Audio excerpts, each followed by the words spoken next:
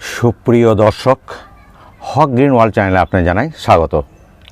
বর্তমানে আমরা যারা ছাদ বাগান করি তারা একেবারে কর্মব্যস্ত হয়ে পড়েছি, কারণ 42-44 ডিগ্রি টেম্পারেচার।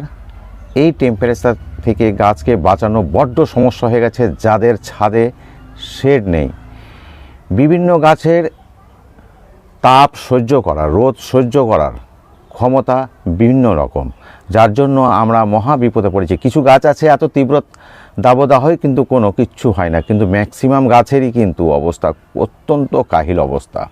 আমরা বুঝে উঠতে পারছি না যাদের শেড নেই তারা কি করব। খুব বিপদ, কিন্তু কিছু করার নেই। আমি এর আগে এই ব্যাপারে একটা ভিডিও আপনাদের দেখিয়েছি, মালচিংয়ের ব্যাপারটা, এবং মালচিং করে গাছটাকে আমি কিছুটা রক্ষা করতে হয়তো পেরেছি। যারা মালচিং সম্বন্ধে একটু কম জানেন তারা আমার এর আগের 2-1 দিন আগে যে ভিডিওটা পোস্ট করি সেটা দেখে নেবেন। আজকে যে ভিডিওটি আমি আপনাদের জন্য নিয়ে আসছি সেটা জবার উপরে অহরহই নিয়ে আসছি আমি, কারণ এখন আমি জবার উপরেই বেশ কিছু কাজ করছি আর কি। তো আজকের যে ভিডিওটা সেটা হচ্ছে গ্রাফটিংয়ের উপরে যে গাছগুলো রয়েছে, এই জবা গাছগুলো আপনি এখন কি করবেন। আমার এই গাছটি অত্যন্ত ছোট বলা যায়, মানে 1.5 ফিট উঁচু। আর কডেক্সটা দেখুন, এটা আমি গত বছরই এই চারাটা বসিয়েছি একটা করে। আর যে কারণে নিয়ে আসছি যে এই যে গ্রাফটিং করেছি আমি, আপনারা দেখতে পাচ্ছেন তো, এই যে এইটা হচ্ছে মূল শাখা, এই যে এইটা। আর গ্রাফটিংয়ের যে নতুন ডালটা সেটা হচ্ছে এই ডালটা। তো এই ডালটা থেকে কিন্তু আমার এইখানে কিন্তু 3খানা শাখা বেরিয়েছে, 1, 2, 3, এবং এই 3খানা শাখার মধ্যে এই দুটো ফুল আজকে ফুটেছে, একটা কুড়িও রয়েছে। তো একই গাছে ভিন্ন ভিন্ন ফুল ফোটাবো বলেই এই কাজটা করেছি। কিন্তু দুঃখের বিষয়ে আপনাদেরকে মূল যে গাছটা, এটা কিন্তু অ্যাকচুয়ালি আমার সাদা রঙের জবা রয়েছে, এই গাছটাতে কিন্তু ফুল আসেনি। ফলে ইচ্ছা থাকলেও আমার উপায় নেই যে আপনাদেরকে আমি কিভাবে এই ফুলটা দেখাবো। একই সঙ্গে এখানে লাল হচ্ছে বা এখানে সাদা হতো। এবং গতকালকে আমি বেঁধেছি, যেহেতু এই গ্রাফটিংয়ের গাছ পূর্ণ রোদে রাখবো না বলে ছায়াতে রাখবো। এখন তীব্র দাবত 10টার পর থেকে আমি ছায়াতে রাখি, আবার আগামী কাল সকালে হয়তো সেটা আবার সকালে বের করে দেবো, আবার 10টা পরে এই ছায়াতে শেডে রাখবো, একটুখানি শেড রয়েছে বলে। তো ভাবলাম যখন শেডে রাখতেই হচ্ছে, তখন এইখানে একটা আবার আমি গতকালকে গ্রাফটিং করেছি, সেটা হচ্ছে হলুদ রঙের। তো আমি আশা করছি আগামী যে জুন মাসে যে প্রথম দিকে বর্ষাটা আসে, তখন কিন্তু এই গাছ কিন্তু রেডি হয়ে যাবে 3 ধরনের ফুলটা দিতেই।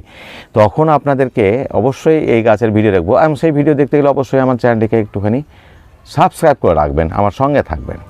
তো এই যে উদ্দেশ্যে আজকের ভিডিও করা সেটা হচ্ছে যে আমরা এই গ্রাফটিংয়ের গাছগুলোর প্রতি এখন কি করতে পারি। প্রথম কথা, এত তাপে যে পাতাগুলো যে দেখতে পাচ্ছেন তো, 4 সাইডটা শুকিয়ে গেছে, একদম চা পাতার মতন ভেঙে যাচ্ছে, শুকানো পাতার মতন, নৌকার মতন উপর দিকে উল্টে যাচ্ছে।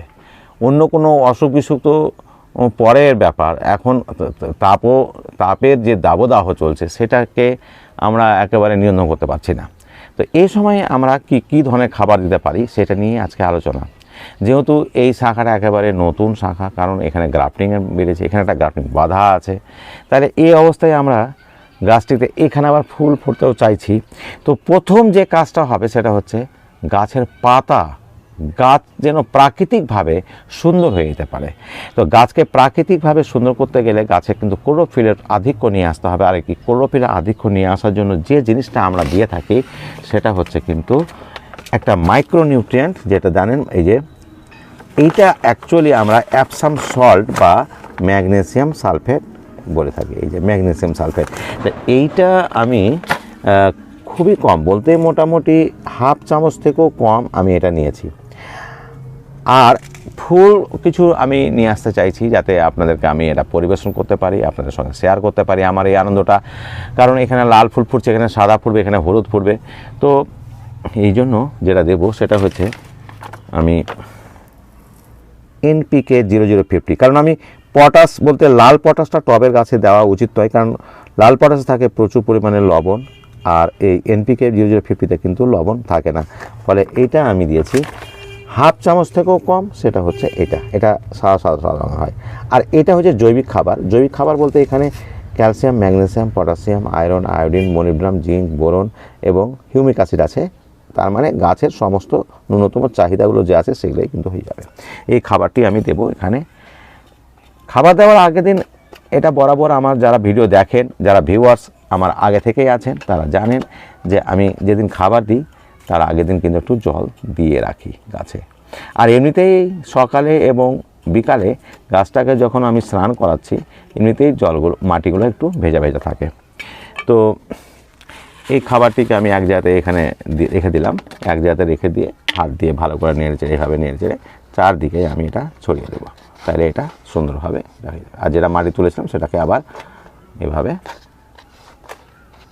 দিয়ে দিলাম এইভাবে। এখন যেহেতু খুবই বেলা হয়েছে, কাজে আমি এখন করব না, মানে প্রচুর জল দেবো না, একটুখানি সাথে মানে ময়েশ্চার দেওয়ার মতো একটুখানি শুধু জলটা দিয়ে দিলাম। পরে আমি সন্ধ্যাবেলা বা রাত্রিবেলা সাধারণত আমি জল দিই গাছে, কিংবা কাল সকালে আমি দিয়ে দেবো। আর এই গাছটাকে কিন্তু যখন আমি স্নান করাবো তখন কিন্তু এই যে এখনও যেটা করলো এটা হচ্ছে এই যে নিমাসিন, এটা পার লিটারে 2 ml দিয়ে গাছটাকে স্নান করাতে পারলে কি হয়, গাছটা প্রাণ পেয়ে যায়। অর্থাৎ আমি যখনই করবো স্প্রে তখন এটা জলের সঙ্গে ওই নিমাসিন মিশিয়ে দেবো, মিশিয়ে দিয়ে এটাকে স্প্রে করলে গাছটা ধীরে ধীরে সুস্থ হয়ে যাবে। তো বন্ধুরা, এইভাবে আপনারা করতে থাকুন।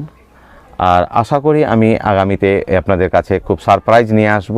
তখন আমি এটা খুলেও দেখাবো, এটা তখন খুলবো, এটাও তখন খোলার সময় হয়ে যাবে। আর গাছটিতে 3টি রঙের ফুলে আসবে। তো আগামীতে আমি এই শাখাতেও বাঁধবো অন্য কোনো কালারের। তো বন্ধুরা, যদি আমার এই ভিডিওটা আপনাদের সামান্যতম আনন্দ দিয়ে থাকে, আমার এই ভিডিওটিকে দেখার জন্য আগামীতে আমার চ্যানেলটিকে সাবস্ক্রাইব করবেন।